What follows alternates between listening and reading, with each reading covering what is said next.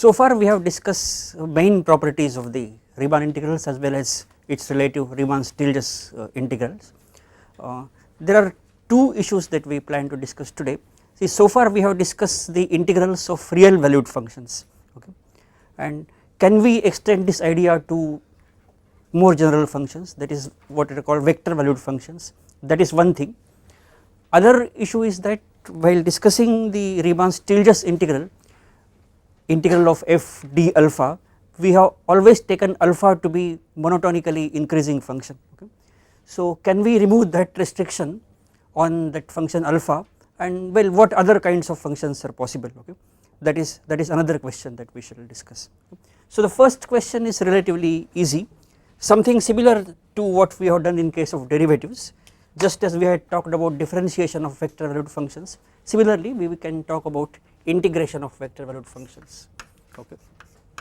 And what we shall do in all this is that we shall just discuss the main ideas and the main concepts, and we will not go into too many details of the proofs, okay. Integration of vector valued functions,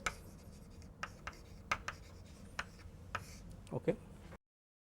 Now what is happening here is that we take a function f from ab to, so till now we have taken the function from ab to r, okay.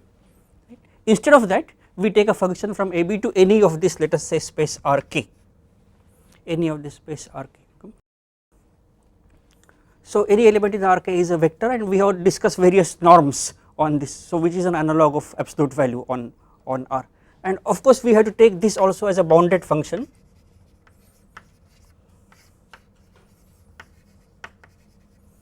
okay. Again, bounded means its range is bounded, its range is a subset of rk, its range is a subset of rk, and rk itself is a metric space with respect to metric induced by those norms, and you know what is meant by a bounded set in a metric space.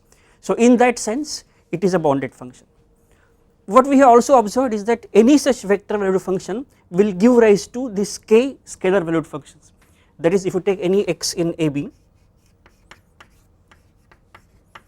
okay, then this fx, this is a member of this rk, okay. Fx is a member of this rk, so it will have k components, okay. So if I call the first component as f1x, second component as f2x, etc., so we can do that, we can call this first component as f1x, etc., last component as fkx, then we get this f1, f2, fk, each of this is a function from ab to r,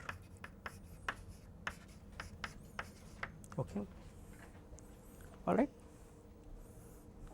Now let us say once if f is bounded, each of this f1, f2, each of this f1, f2, fk is also bounded, okay.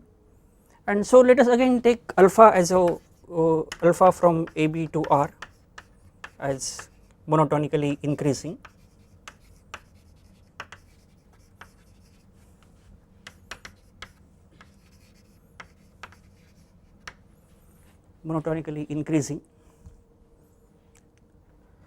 then we will define this integral a to b f d alpha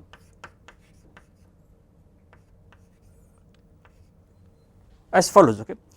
The question is, when do we say that this f is integrable, okay, what is the value of its integral, okay.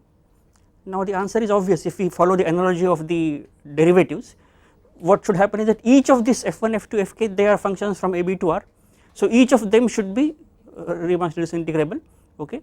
And then if you take all those k numbers, that will form a vector in rk, so that will be integral of f, okay, that is the integral of f. So integral a to b f d alpha is nothing but this, that is this k tuple, integral a to b f1 d alpha, integral a to b f2 d alpha, etc., and lastly integral a to b fk d alpha, okay. So to be able to write this, what must happen is that if each of this f1, f2, fk is Riemann-Stieltjes integrable, then this then we can define this vector, okay. and this will be a member in Rk. Okay, that is the integral also will be a vector, right. So in order to be able to say this, we must have the following, that is each f1 f2 fk belong to R a b alpha. This is the requirement. Okay. Okay. That is about the definition. The question is what further things we can say about these new types of integrals. We can just imitate whatever we have done in case of real valued functions, and most of those theorems we can prove in a similar way, and that is why we shall not go into too many details of those things. For example, suppose you have two functions f and g, okay, then f plus g also can be defined, and then you can similarly put the integral of f plus g is integral of f plus integral of g. Only thing is now the whole thing is happening now in Rk, right, and the proof will be again go to component wise, look at each component and apply the corresponding theorem about the real valued functions. Okay, and similarly you can prove so many other theorems which are similar to the integrals of the real valued functions. There is only one difference. When f just goes from ab to r, there is in R there is an order, okay, and with respect to that order R is a totally ordered space. In Rk there is no total order. Well, one can define partial orders, but there is no total order. So whatever are the theorems about those orders, those will not go through immediately. For example, a theorem like whenever f is less than or equal to g, integral of f is less than or equal to integral of g, that kind of theorem will not be true here, okay, because f less than or equal to g itself does not mean anything, right, okay, alright. Then let us recall one more thing there. In case of real valued functions, we have proved that if f is integrable, then mod f is also integrable, okay, and the absolute value of the integral, that is, let me recall this, what we had proved is the following, okay, that is if f, let me use the notation, f belongs to R a b alpha, this implies mod f is also integrable, that is mod f, this should have been here, R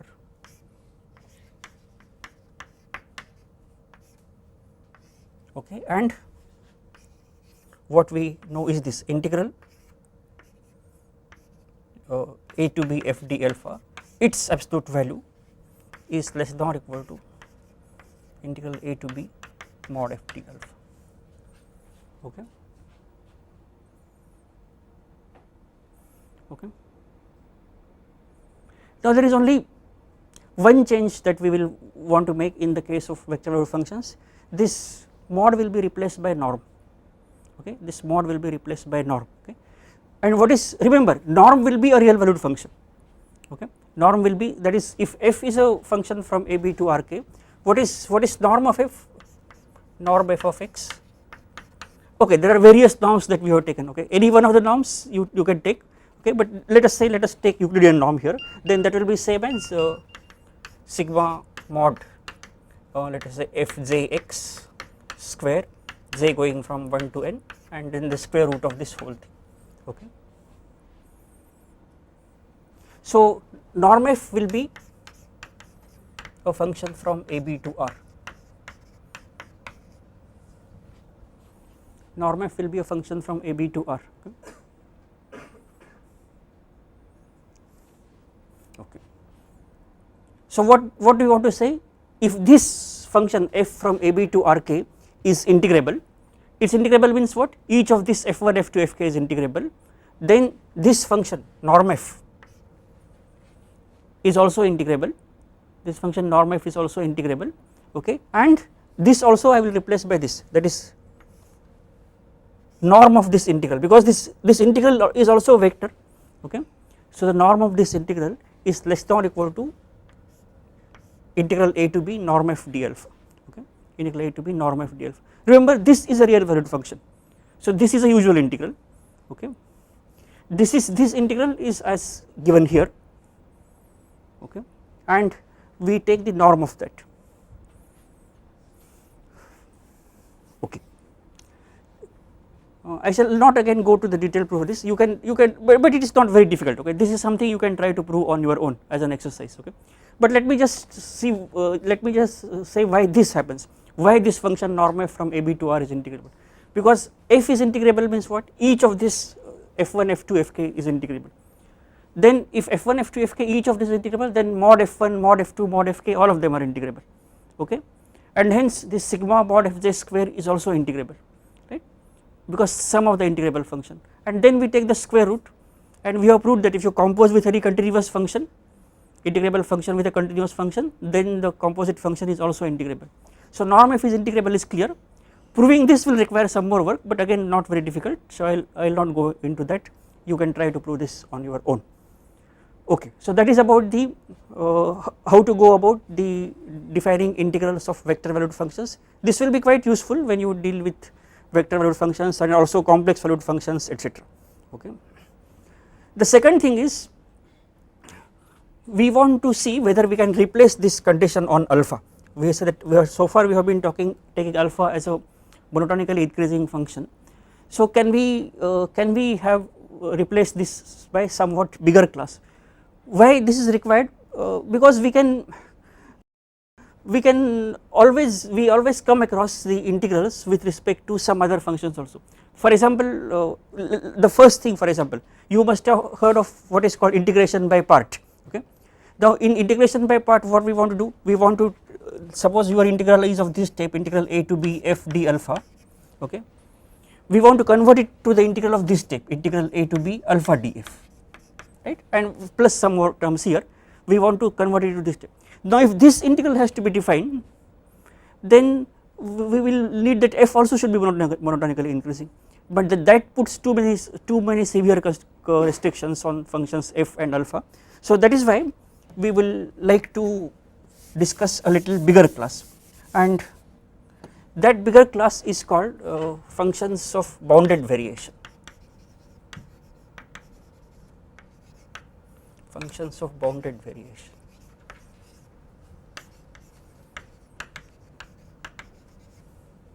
And this class includes the class of all monotonically increasing functions, not only monotonically increasing functions but all monotonic functions, and also it has better properties. For example, we can prove things like if you take two functions of bounded variation, then their sum is also of bounded variation. That kind of thing we cannot say about monotonic functions.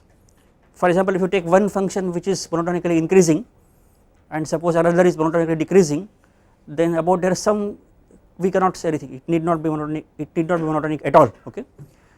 So those are the kinds of problems if we just restrict our attention to only monotonic functions. Okay. Let us first see what is meant by a function of bounded variation. Okay. Let us to do this, suppose we take the function alpha from ab to r. Of course we can take ab to rk also with minor modification of the definition, but I will discuss that little later. Okay. We consider a partition P of AB. Let us say P is equal to x naught less than x1 etc less than xn, and suppose this xn is equal to P. This is a partition of AB. Okay.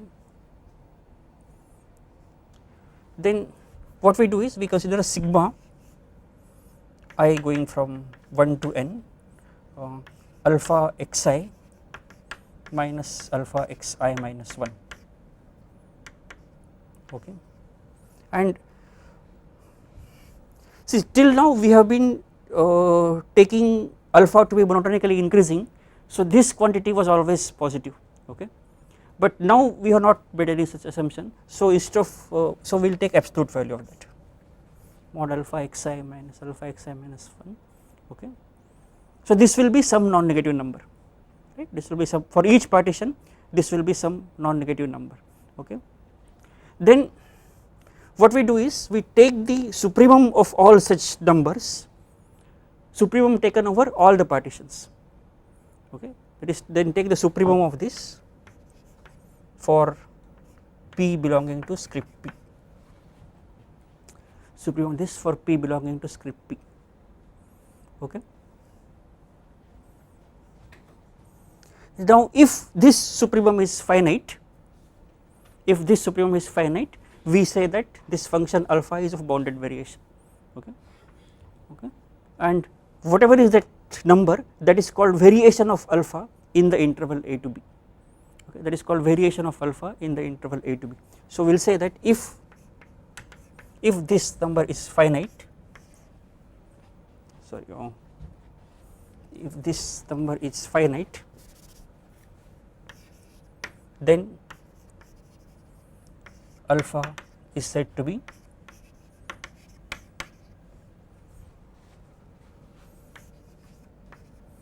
a function of bounded variation.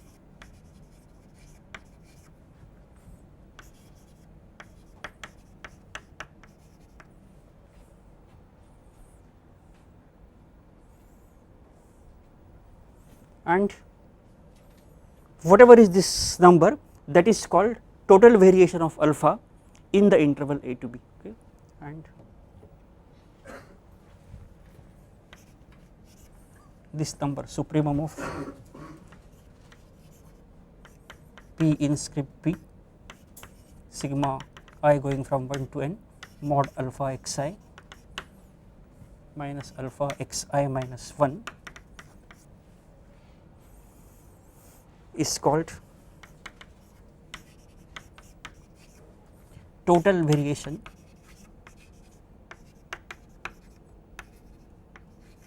of alpha on AB.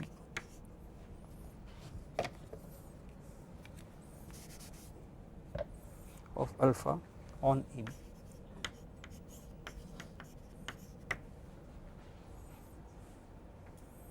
Okay. Okay. Is this definition clear? That is, you have to take all possible partition, and for each partition write this number and take the supremum of that. If that supremum is finite, then it is called a function of bounded variation. Okay. All right. Okay. So this is the term that we are defining. Okay. First of all, do we already know any functions of bounded variation? In fact, we started with the idea that we wanted to extend a class of monotonic functions, okay, right. So our first observation should be that every monotonic function is of bounded variation, okay. Does that follow? What will happen? Suppose this is a monotonic function, suppose it is monotonically increasing, let us say, okay. If it is monotonically increasing, this mod alpha xi minus alpha xi minus 1, okay, that will be the thing, but okay, let us just take this case, okay.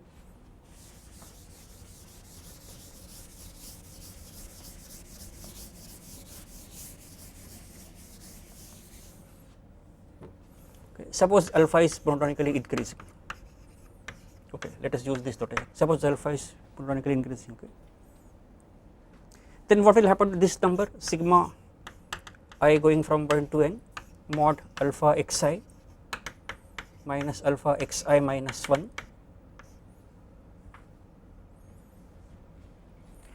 Since alpha is monotonically increasing, alpha xi is bigger than or equal to alpha xi minus 1, so I can remove this absolute value sign here. Alright, or I will say that this is same as sigma I going from 1 to n alpha xi minus alpha of xi minus 1, okay. And what is this? It is nothing but alpha b minus alpha a, okay.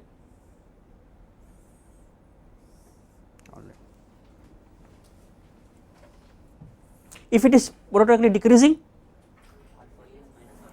because this will be alpha mod alpha xi minus alpha xi minus 1, that will be nothing but alpha xi minus 1 minus alpha xi, and so that will become alpha a minus alpha b, and remember alpha is bigger, okay. So if alpha is a monotonic function where increasing or decreasing, it is a function of bounded variation, and its variation will be either alpha b minus alpha a or alpha a minus alpha b, okay. So we can say it will be nothing but mod of alpha b minus alpha a. So we can say that if alpha is a monotonic function,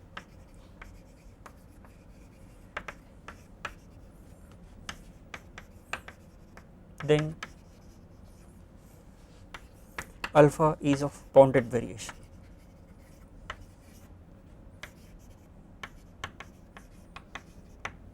Okay, and total variation of alpha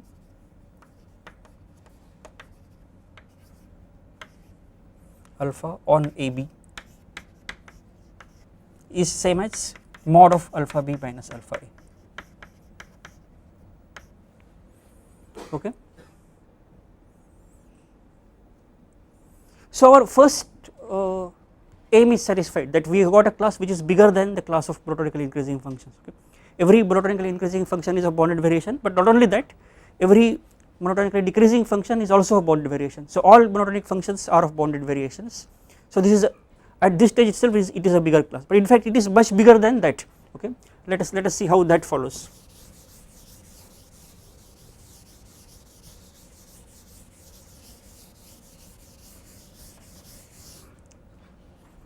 Okay, let us give some notation for this total variation. Okay, suppose I call the total variation as V.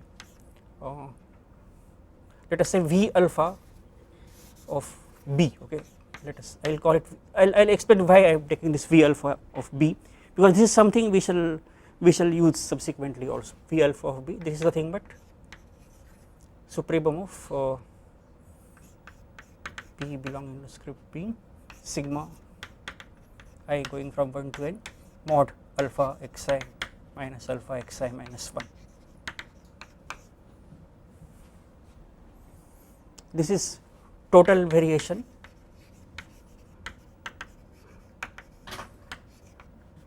alpha on AB. Okay.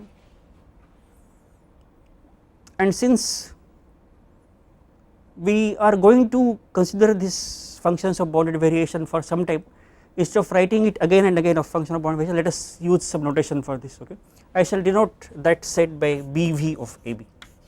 BV for bounded variation. Okay, BV for bounded variation. BV of AB. This is the set of all functions of bounded variation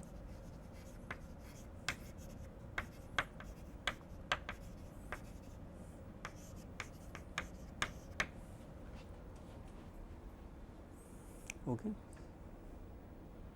Alright. So what we have seen so far is that all monotonic functions belong to this class, all monotonic functions belong to this class. Okay. There is one more class in which it is very easy to show that those also belong to this class. Suppose alpha is differentiable. Okay. Suppose alpha is differentiable and its derivative is bounded on AB. Okay. Right. Suppose alpha is differentiable and its derivative is bounded on AB, then also alpha is of total variation. Okay. Then also alpha is of bounded variation. Okay, let us state that here. If alpha is differentiable on AB and with bounded derivative, this and alpha prime is bounded on AB,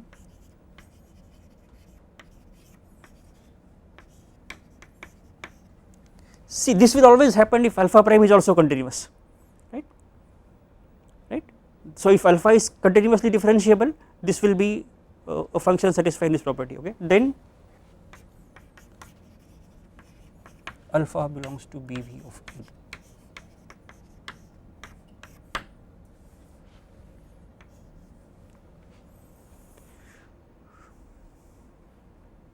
Okay. And how does this follow? I will simply say in one word, by mean value theorem. Okay. If alpha is differentiable, okay, then you apply mean value theorem to the interval xi minus 1 to xi. Okay. And you can write this alpha xi minus 1 as alpha prime at some point lying between the two, multiplied by xi minus 1, right. And so what we can say is that, okay, since alpha prime is bounded on AB, we can say there exists some number k such that mod alpha prime is less than or equal to k for all. Okay, we can say that there exists k bigger than 0 such that mod alpha prime t is less than or equal to k for all t in AB. Okay, AB or open interval AB. Okay. Then what we can do is that consider this sigma I going from 1 to n alpha xi minus alpha xi minus 1 absolute value of this. This is same as sigma I going from 1 to n absolute value of alpha prime ti into xi minus xi minus 1 for some ti lying between xi minus 1 to xi, that is by mean value theorem. Okay, because we can say that by mean value this happens because by mean value theorem there exists ti in xi minus 1 to xi such that alpha xi minus alpha xi minus 1, this is same as alpha prime ti into xi minus xi minus 1. Okay. But we know that mod alpha prime ti is less than or equal to k, right. So each of this I can write this as mod alpha prime ti into mod xi minus 1. Okay. Now mod xi minus 1 is same as xi minus 1. So this whole thing is less than or equal to k times sigma I going from 1 to n into this xi minus xi minus 1. Okay. And we know that this sum is nothing but b minus a. Okay, so this whole thing is less than or equal to k into b minus a, where k is this number. Right. So if a function has a bounded derivative, if a function is differentiable and its derivative is bounded, then that is of bounded variation. Okay, that is of bounded variation. Of course, not every continuous function is of bounded variation. Okay, one can give examples of a function which is continuous but not of bounded variation, and okay, I'll come to that little later.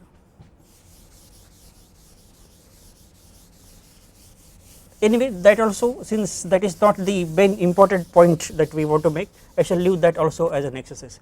Take this well known function which we have discussed several times. Okay, let us say alpha x is equal to x sin 1 by x for x not equal to 0 and 0 for x equal to 0.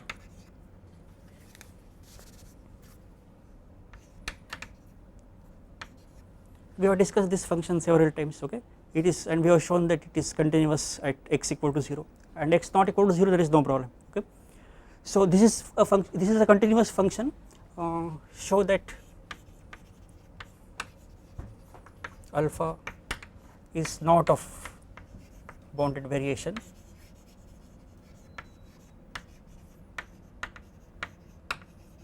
on some interval containing 0, let us say on 0 to pi by 2.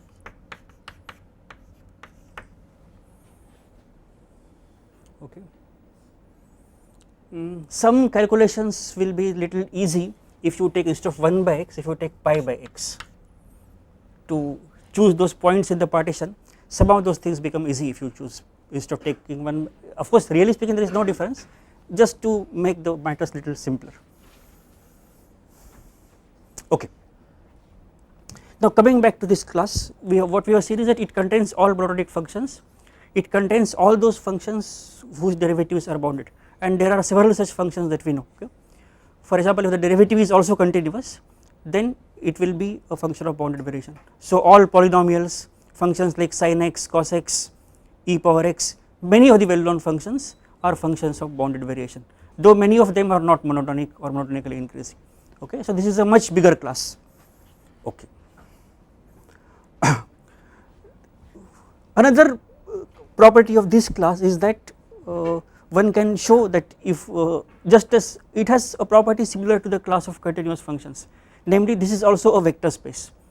That means if you take two functions of bounded variations, then their sum is also a bounded variation. For example, suppose alpha and beta is a bounded variation, then alpha plus beta is also a bounded variation, and again that is very easy to see from the definition. Instead of alpha, suppose you take alpha plus beta here, okay, then this will be split into some alpha plus beta of xi, that is alpha and this also alpha plus beta of xi minus 1. So this will be split into sum of alpha xi minus 1 plus beta xi minus beta x. So alpha plus beta will also be of bounded variation. Not only that, we can say that total variation of alpha plus beta will be less than or equal to total variation of alpha plus total variation of beta, okay.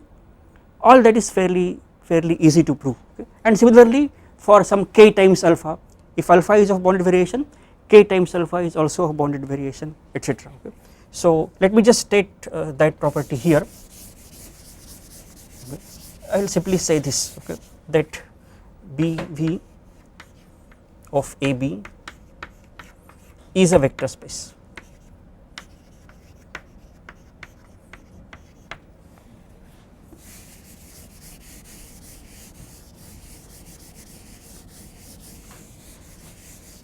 Okay.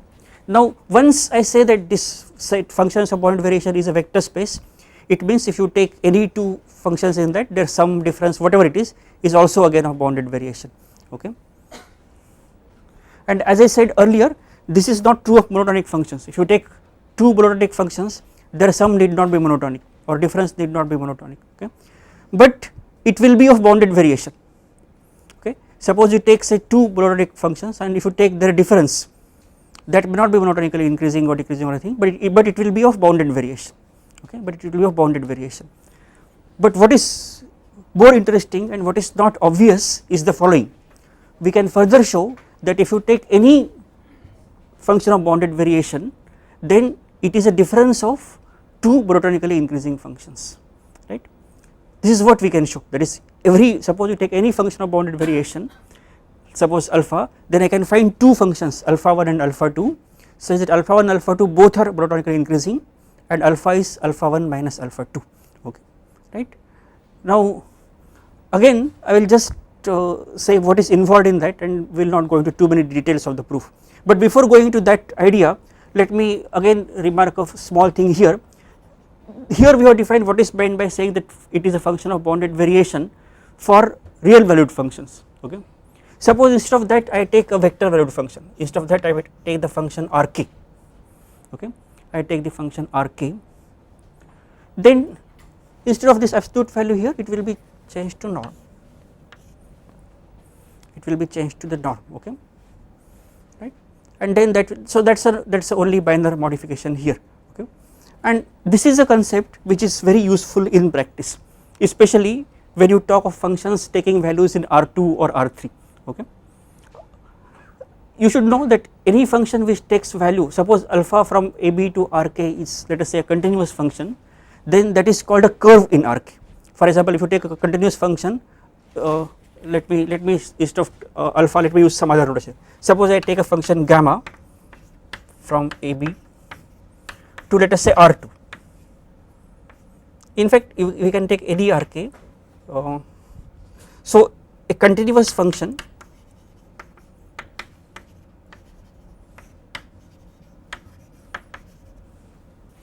gamma from AB to Rk, this is called a curve in Rk,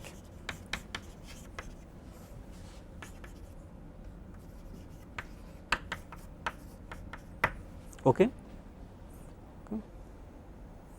And if this gamma is differentiable, it is called a smooth curve, okay. If gamma is differentiable, it is called a smooth curve, okay. If gamma is differentiable,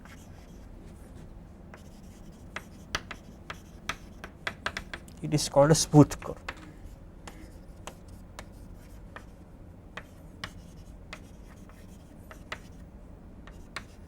And here we must emphasize that in this kind of analysis, by a curve we mean the function means its domain, codomain, etc. is specified, okay.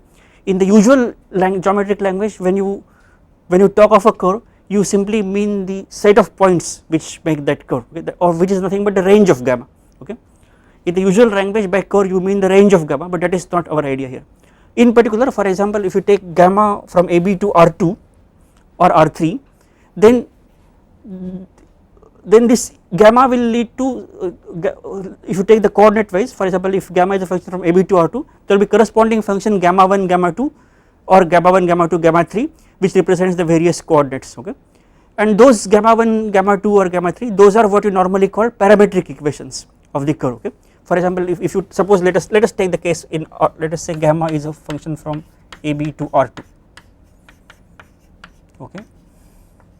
Then what it means is that you have this gamma of t is equal to gamma 1 t and gamma 2 t, and when t varies in AB, you will get various values in R2 that will form a curve, okay. And if gamma is a differentiable, then this curve has a tangent, and that is why it is called a smooth curve, okay. And in particular, if gamma A is equal to gamma B, that will be called a closed curve, etc. Okay. Alright. Now where does this issue of total variation comes in, or bounded variation comes into picture? It is that one can easily show that this number, what we have called total variation, that represents nothing but the length of this curve, okay, right. For example, if you take gamma from AB to R2, let us say, suppose let us say this is the range of R2 and this represents the curve, for this corresponds to, let us say, t equal to A, or let us say we will call this as gamma of A and it is of gamma of B. This interval AB is somewhere here, okay, because this is a map from AB to R2, we cannot represent it on the same plate, okay. We will have to discuss different. So for each t in AB, you will have some point here, okay. And so suppose you partition this interval x1, x0, x1, etc. What will happen? You will get this corresponding chords here, okay. And what are these numbers now? Norm of alpha of xi minus alpha of xi minus 1. Suppose this corresponds to alpha of xi minus 1, and say this is alpha of xi minus 1, then this number is nothing but a distance between these 2 points, or nothing but the length of this chord, okay. So suppose you take the sum over all such subintervals, what you are going to get is the sum of the length of these chords, okay, right. And that is nothing but an approximate value of the length of the curve, To get the exact value of the length of the curve, what you have to do? You will have to take the finer and finer partition, so that the mesh of the partition goes to 0, and take STB, or in other words, you take this supremum, or what we have called total variation. So that total variation is nothing but length of this curve, okay. So that is where the origin of this whole idea of functions of bounded variation and concepts like total variations, etc. Okay. All right. Okay, I think that is about the total variation or of vector valued functions. Let us go back to again real valued functions. It should be clear to you that if a function is of bounded variation on AB, then it is also a bounded variation on all subintervals, okay. And so what I can do is that I can take, let us say I take some function alpha which is a bounded variation. So let us say alpha belong to BV of AB, and this time I will take alpha as a real valued function, okay. Then we can talk of then we can say that suppose I take x in AB, x any number in AB, then if I take the interval a to x, then it is of bounded variation in that interval also, okay, right. Then alpha belongs to, that is alpha is of bounded variation in the interval a to x also, okay. So what I can do now is that I can think of total variation of alpha in this interval a to x. Instead of taking this whole interval a to b, I will take this interval a to x, okay. Then for each x you have one such number, so that will give a new function from on AB, okay. So let us define that.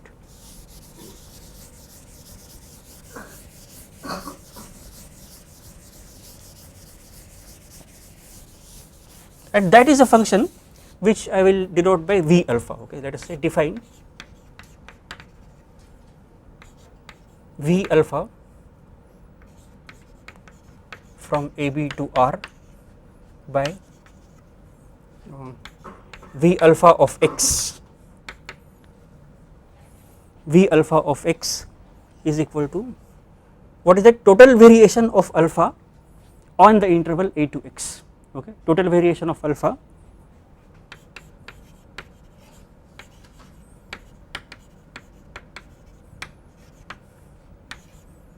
on interval a to x. It means it is again the supremum of those sums alpha xi minus 1 etc., but only thing is this time the partition is taken over the interval a to x and not over the whole interval a to b. Okay. Is it obvious that this will be a function of non-negative values? Okay, because all numbers involved are absolute values, right? Okay, so this is bigger, or in fact this number is also bigger, and now you can understand why I have called this V alpha of b. Okay, right? V alpha of b is nothing but total variation on the whole interval a to b, right? Okay, so this is a function which takes non-negative values. So though I have said ab to r, it is actually you can say ab to r plus, ab to r plus. Okay, so in other words what I want to say is that V alpha x is bigger than or equal to 0 for all x in AB.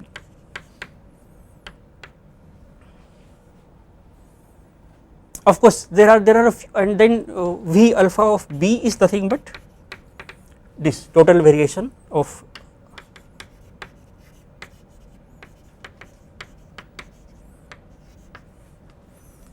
alpha on the whole interval AB. Okay, and similarly what is V alpha of A? Is it obvious that V alpha of A will be 0, right? Okay, all right. Okay, then let me state something which is not immediately obvious but not very difficult also. Okay, that is, suppose you take this A less than x less than y less than b. Of course this can be less than or equal to also. Okay, all right.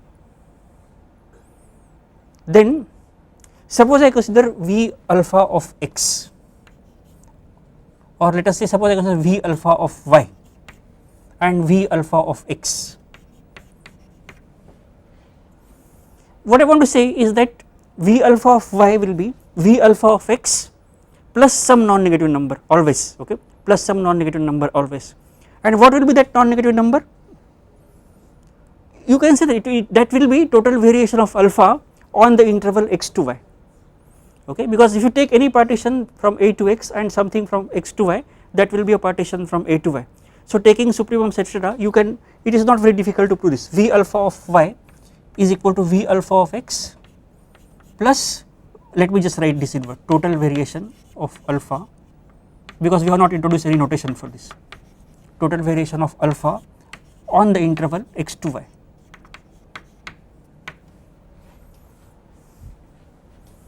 Okay,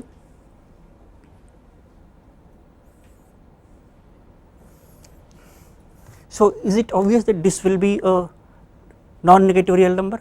Again it is a total variation on some interval, so it is a non-negative real number. So does it follow from here that V alpha x is less than or equal to V alpha of y, right? And when does that happen? When x is less than or equal to y. Okay, so what we have proved that when x is less than or equal to y, V alpha of x is less than or equal to V alpha of y. So what does it mean? It means that it is a monotonically increasing function. It is a monotonically increasing function on the interval. So we have, what we have proved is this, that is V alpha is a monotonically increasing function. Okay.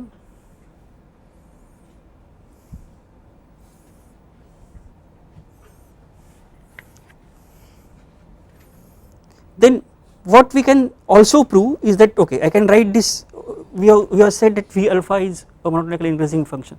So in particular it is of bounded variation. Okay, right. So alpha plus V alpha, alpha minus V alpha, those are also bounded variation. Okay, those are also bounded variation. So what we will do next is the following. Okay.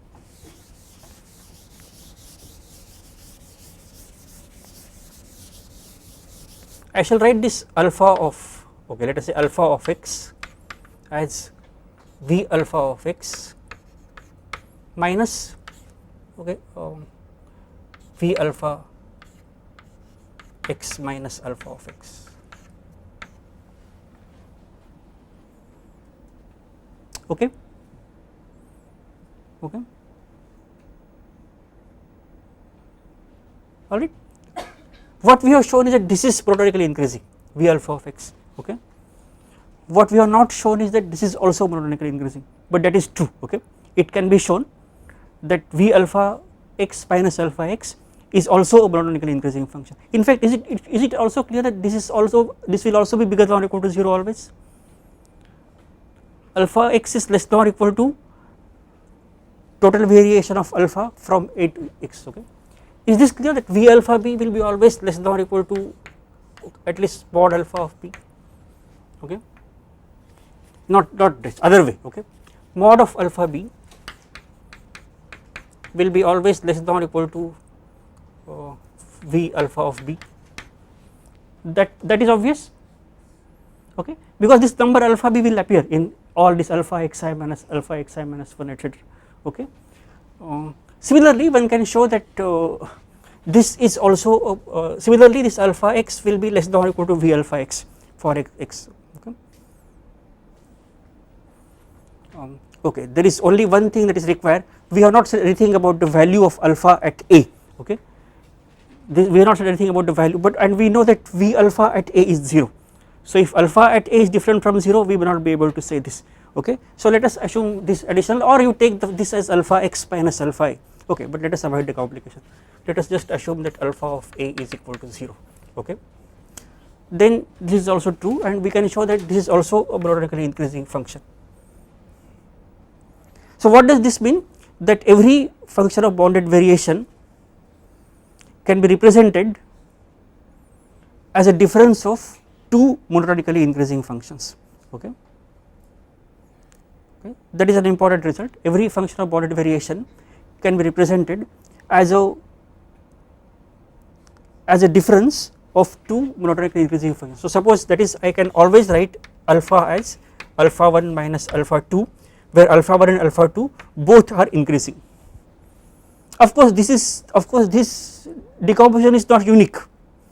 Okay, for example, I can also write this as something like alpha 1 plus 2 minus alpha 2 plus 2, still this will be true. Okay, but there will always exist at least two functions such that given function is a difference of two monotonically increasing functions. Okay. Okay, now let us come back to our original question. What was the original question? That so far we have discussed Stieltjes integrals only with respect to monotonically increasing functions, and can we extend that class, and what is that class? Okay, that class is this. Okay, that is you can integrate with respect to any function which is of bounded variation, and what is okay, and how one does that? The idea is for suppose we take alpha from suppose we take alpha is of bounded variation on AB, and then you take, and suppose f is a bounded function, we will define integral. Then we know that alpha can be written as alpha 1 minus alpha 2, where alpha 1 and alpha 2 both are monotonically increasing. Okay, and we can talk of integral of f with respect to alpha 1, integral of f with respect to alpha 2. Okay, so you define integral of f with respect to alpha as integral f d alpha 1 minus integral f d alpha 2. Okay, so that is the idea. So define integral a to b f d alpha is equal to integral a to b f d alpha 1 minus integral a to b f d alpha 2. Okay.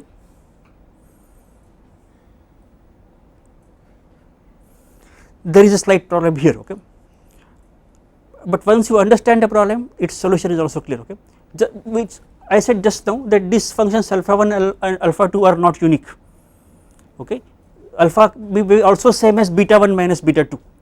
Okay, alpha may be also same as beta 1 minus beta 2, and then this will become integral f d beta 1 minus integral f d beta 2. Okay, and integral f d alpha 1 may not be same as integral f d beta 1, okay.